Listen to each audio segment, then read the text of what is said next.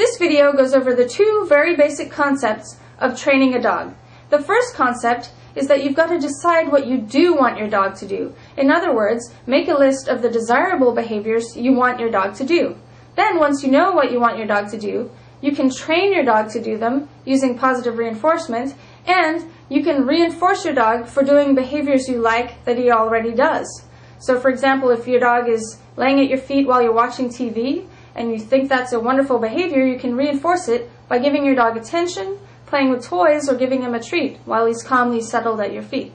So the second basic concept to training a dog is deciding what you don't want your dog to do. So in other words, deciding what you find undesirable behavior.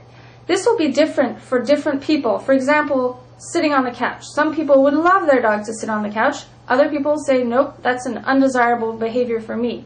So once you've made that list, you've got to be consistent with it. To train your dog to not do these undesirable behaviors, you train an alternate response. So for example, with the couch scenario, if you don't want your dog sitting on the couch, you can train your dog to love laying in his dog bed. Other things you have to do to stop undesirable behaviors from being reinforced is interrupt them. So if you see an undesirable behavior happening, it's most likely going to be self-reinforcing. So you've got to interrupt that behavior.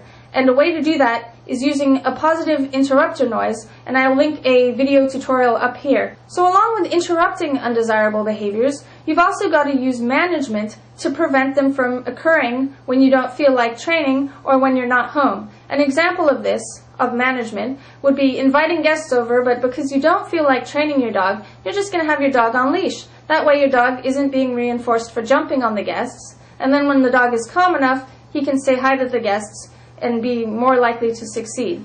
1. Decide what you do want your dog to do. Make a list of the behaviors that you find desirable.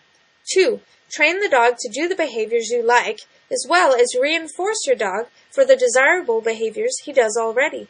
3. Decide what you don't want your dog to do. Make a list of all the behaviors that you find undesirable. 4. Train an alternate response. For example, train your dog to sit or stand calmly instead of jumping on guests.